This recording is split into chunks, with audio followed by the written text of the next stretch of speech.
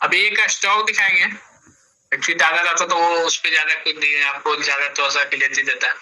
वो ट्रेड अभी भी वो उसने वो होल्ड नहीं कर रहे, उसने ऑलरेडी ये रखा है और इस वजह से कुछ ऐड किया है आपने, आप लोग को भी करना रहेगा। तो एक एक दो दो स्टॉक कैश में अगर ऑप्शन में नहीं बन रहा है और आपके पास कुछ पैसे हैं जो कि अगले 2-6 महीने साल भर नहीं लगने वाला, तो ऐसा ट्रेंड आप पकड़ के ऐसा एनालाइज करके आप जो वो पैसे को लगा सकते हैं।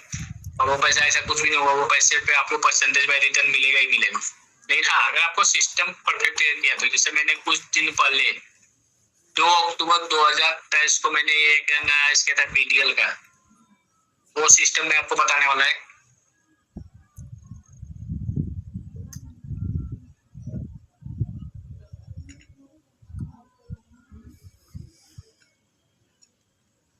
वो सिस्टम में अभी आपको बताने वाले हैं और वो सिस्टम आप लोग थोड़ा ध्यान देना। और ऑलरेडी मैंने ये आपको बैक टेस्टिंग के लिए करने के लिए पहला ही क्लास में बोल दिया था, पहला या दूसरा क्लास में बोल दिया था। अगर आपने किया होगा, नहीं किया है तो करो, अभी भी टाइम है। ये चीज आप ध्यान में रख लो, जितना बैक टेस्टिंग करोगे उतना ज्यादा आपको अच्छा रहेगा आपके लिए और आपके सिस्टम के लिए। अभी आप देखो, ये वेदांता तो सबको मालूम है, वेदांता कंपनी। यस सर, मालूम है। हाँ। तो वेदांता कंपनी ने कुछ दिन पहले एक पैटर्न बनाया था। ये पैटर्न आप ध्यान में रखो, मार्केट यहाँ से चालू हुआ था, हमारे पास जो डाटा है फ्यूचर का, वो फ्यूचर एक्चुअली कैश पे जाएंगे तो डाटा और डेप्थ में मिलेगा, लेकिन मैं फ्यूचर में दिखा रहा है, फ्यूचर का स्टॉक को हम ज्यादा फॉलो करते हैं। कैश में भी सेम ही रहता है, पैटर्न सेम रहता है, सिर्फ प्राइस का थोड़ा डाटा थोड़ा ज्यादा मिल जाता है। 2015 में तो लगभग 2 साल का डाटा अपने पास है। तो एक डाउन ट्रेंड आया था यहाँ पे, बाद में यहाँ से एक अप ट्रेंड पकड़ा, ये प्राइस का हाई बनाया। अभी ये प्राइस को हाई बनाने के बाद इसने यहाँ पे वापस डाउन ट्रेंड पकड़ा। इस दौरान भी देखोगे तो आप देखो मूविंग एवरेज, आप देखो कुछ दिनों पहले बैंड के लिए बाहर गया, फिर अंदर आया, फिर ऊपर गया, बाद में ट्रेंडिंग हुई, इसको क्रॉस किया। अगर आप कैश में बाय किए तो यहाँ पे भी सेम, यहाँ पे भी देख लो अपर बैंड में। अगर आपको 60 को फॉलो करना चाहते हो तो 60 के ऊपर ही फॉलो करो, ये 60 के ऊपर गया तो आप बाय कर लो मंथली कैंडल में। और जितने महीने के लिए बाहर रहा, जितने दिन महीने तक RSI 60 को रहा, तब तक आप उसको होल्ड कर लो।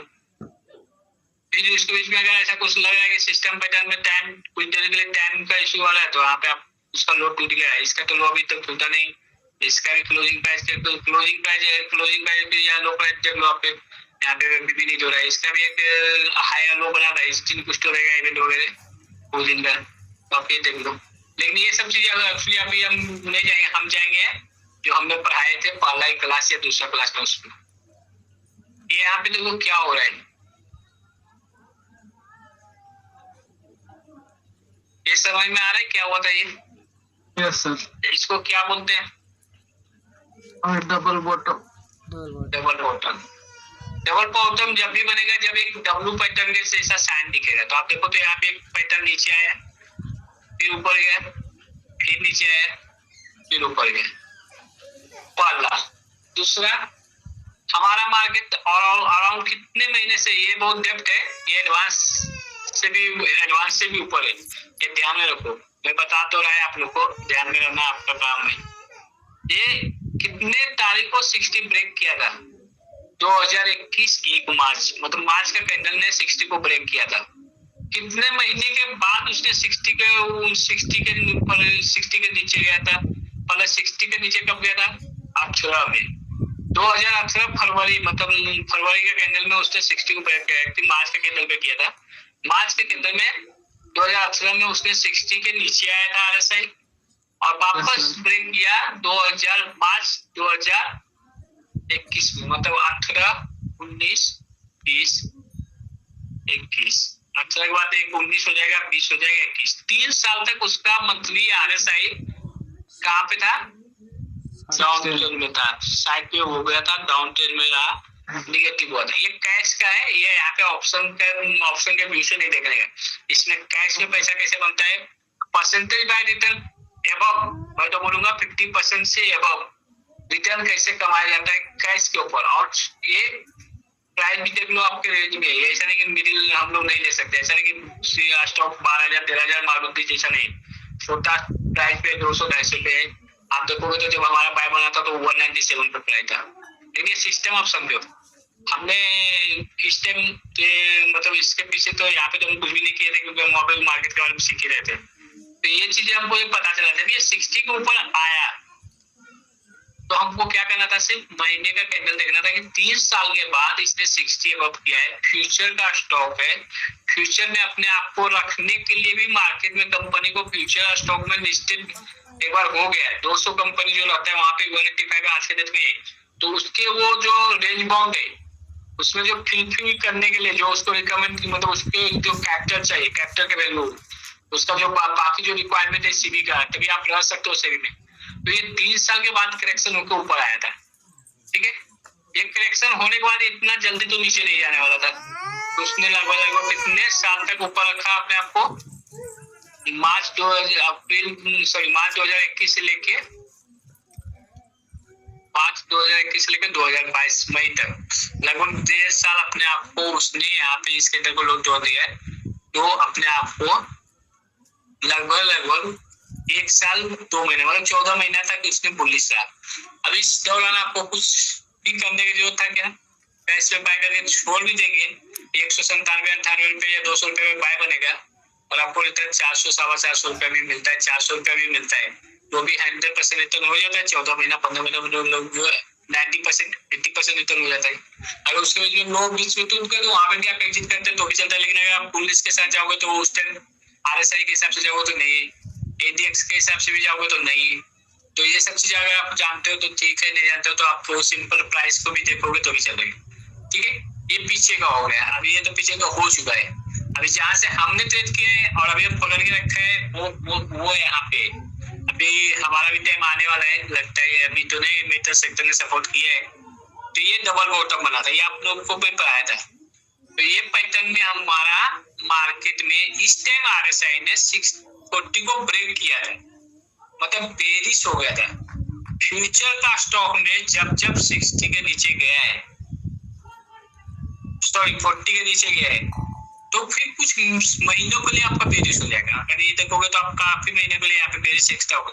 अगर आपको कैंडल का काउंटिंग आता है तो अभी कैंडल को काउंट कर लो लगभग कितने महीने का करेक्शन चला था।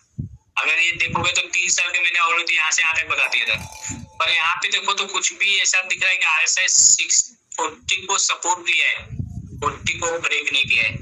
तो मंथली RSI 40 को ब्रेक नहीं करता है फ्यूचर के चार्ट में। अप ट्रेंड से आ रहा है, डाउन ट्रेंड में जाने के जगह पे साइड में हुआ कुछ दिनों के लिए, साइड में चला गया और साइड में जाने के बाद मंथली कैंडल में 40 के ऊपर सपोर्ट बना रहा है और वहां पे बेरिश कैंडल के जगह पे बुलिश बना रहा है। और जब ये 40 का सपोर्ट ले रहा है उस टाइम एक पैटर्न भी बना रहा है, डब्ल्यू पैटर्न बना रहा है, candle stick pattern, W pattern bullish pattern माना जाता है। और दूसरा इसने डबल बॉटम जो आप बता रहे डबल बॉटम है, सपोर्ट लिया है, प्रीवियस प्राइस के ऊपर सपोर्ट लिया है और उसी टाइम RSI 40 को भी सपोर्ट कर रहा है। तो आपको क्या देखना है, ये मंथली कैंडल जो भी कैंडल का प्राइस है, मंथली कैंडल का जो क्लोजिंग प्राइस जो आया है इस कैंडल का वो आया है 233 रुपया। इसका हाई जो है वो 251 रुपया है। तो इसके हाई के ऊपर अगर मंथली कैंडल के हाई के ऊपर अगर गया तो क्या होगा, RSI जो 40 सपोर्ट लिया था उसको सपोर्ट मिल चुका है, जो 40 सपोर्ट लिया है उसको सपोर्ट मिल चुका है। ये क्यों बोल रहा है, क्योंकि 250 के ऊपर अगर प्राइस मूवमेंट हुआ तो RSI का नीचे जाने के चांसेस ही नहीं, प्राइस के अगेंस्ट जाएगा नहीं, जिधर प्राइस जाएगा उधर मूविंग एवरेज जाएगा। और ये सपोर्ट भी कंफर्म हो गया कि ये सपोर्ट ले चुका है। समझ में आ रहा है कि कुछ दिक्कत है, मैं रुकूं? नहीं सर, समझ में आ रहा। हाँ, तो ये जो कैंडल है डबल बॉटम का कैंडल, ये क्लोजिंग RSI का प्राइस देख लो और ये प्राइस भी देख लो, दोनों का RSI लगभग सेम ही है और प्राइस भी लगभग सेम है। 2-4-5 रुपए के ऊपर नहीं काउंट करने का, लेकिन नहीं यहाँ पे है, यहाँ पे तो सैडो है, ऐसा नहीं होता है, सैडो है लेकिन वो तो अंदर क्लोजिंग आया ना, सैडो ने बॉडी के साथ तो देखोगे तो क्लोजिंग ऊपर ही है। सॉरी क्या चार्जिंग नहीं लगेगा लैपटॉप, एक मिनट लैपटॉप का चार्जिंग नहीं लगाया था। हाँ, अभी आप देखो तो ये जब 40 को सपोर्ट लिया और इसका हाई को ब्रेक करेगा, मैंने अभी 2-3 अगर हाई को ब्रेक किया मतलब ये अपना काम कर दिए। अब आपको मंथली कैंडल में बाय करने का चांसेस मिल चुका है। जब ये लो बना था इसके हाई के ऊपर अपने को क्या करना है, बाय करना है।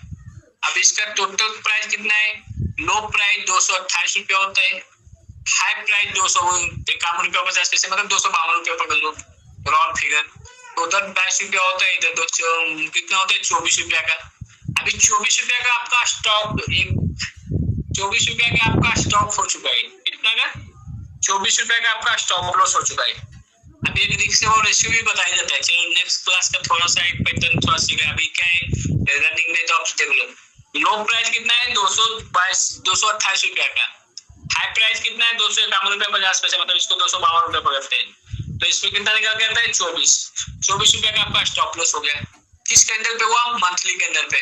अब 24 रुपया का स्टॉप लॉस बोले तो बहुत बड़ा स्टॉप लॉस हो जाता है डेली वीकली आवरली के लिए। और आपको आवरली डेली का आपको सिस्टम फॉलो करना है मंथली कैंडल पे, क्योंकि आपका सिस्टम बना है डबल पैटर्न मंथली कैंडल पे। आपका आरएसआई सपोर्ट लिया है 40 मंथली कैंडल पे। आप तो ये चीज को आपको ध्यान रखना है। ये कैश के लिए ये पहले में बता रहे हैं, कैश में और यहाँ पे रिटर्न आपको मैं बोलता है 50% के मैं बता रहा है आपको। आप बैक टेस्टिंग करोगे तो आप देखोगे, मैं तो 50 का ही देखा है, लेकिन आप देखोगे तो आपको 30% 40% 50% ऊपर ही मिलेगा, नीचे का तो मिलेगा ही नहीं। तो कैश में और छोटा जो, और भी यही चीज ध्यान में रखना है कि फ्यूचर स्टॉक का होना चाहिए। तो आप करते हुए देखो कैश में मोमेंटम थोड़ा कम होता है, फ्यूचर का स्टॉक में मोमेंटम ज्यादा होता है। क्योंकि कैश वाले में एक ही चीज से कैश में बाय करेगा तो ही ले सकते हैं, लेकिन फ्यूचर में क्या होता है कि फ्यूचर में लॉट वगैरह जो लेते हैं, जो मार्जिन के लेते हैं, बड़े बड़े ट्रेडर रहते हैं, वो बाय करेंगे तो फ्यूचर में का भी चार्ट चलता है और कैश वाला में भी इन्वेस्टमेंट कैश में भी होते हैं। तो वहाँ पे दोनों साथ में चलता है कैश में। फ्यूचर का स्टॉक पहला क्या हो गया, आपको फ्यूचर स्टॉक होना चाहिए। दूसरा क्या हो गया, आरएसआई 40 सपोर्ट होना चाहिए। अगर डब्ल्यू पैटर्न बन रहा है, एम पैटर्न बन रहा है, सॉरी डब्ल्यू पैटर्न बन रहा है तो और अच्छा है। आपको उसका हाई जो कैंडल ने क्लोजिंग किया है, जिस कैंडल ने लो बनाया सपोर्ट दिया, उस कैंडल के हाई के ऊपर गया, मतलब पैटर्न बन चुका है, सपोर्ट अपना सपोर्ट ले चुका है।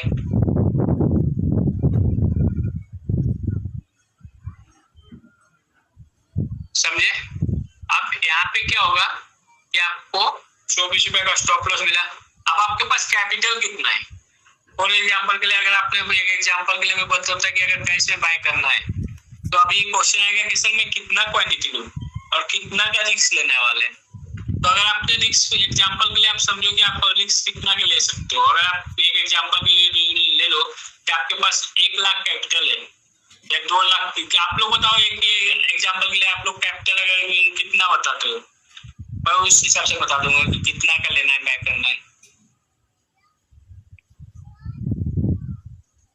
हेलो, 1 लाख 1 लाख रुपए आपके पास कैपिटल है, तो 1 लाख का आप कितना परसेंट आप रिस्क लेना चाहते हो,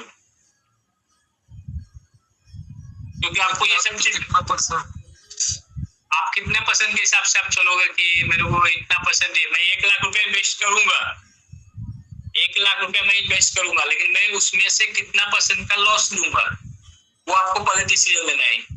तो आप बाय करते समय आपने तो देखा ही नहीं कि स्टॉप लॉस कितना का है, रिस्क कितना होगा, रिस्क का कैलकुलेशन कैसे करते हैं, रिस्क कैसे निकालते हैं, अगर ये आपको पता ही नहीं, आप सिर्फ ट्रेड करना है मतलब आपने 1 लाख इन्वेस्ट कर दिया, आप देखना है कि ऊपर जाता है कि नीचे जाता है, और उस चक्कर में कहीं 20% 30% अगर ऐसा ये कि ओवर हो गया 20% मतलब 40%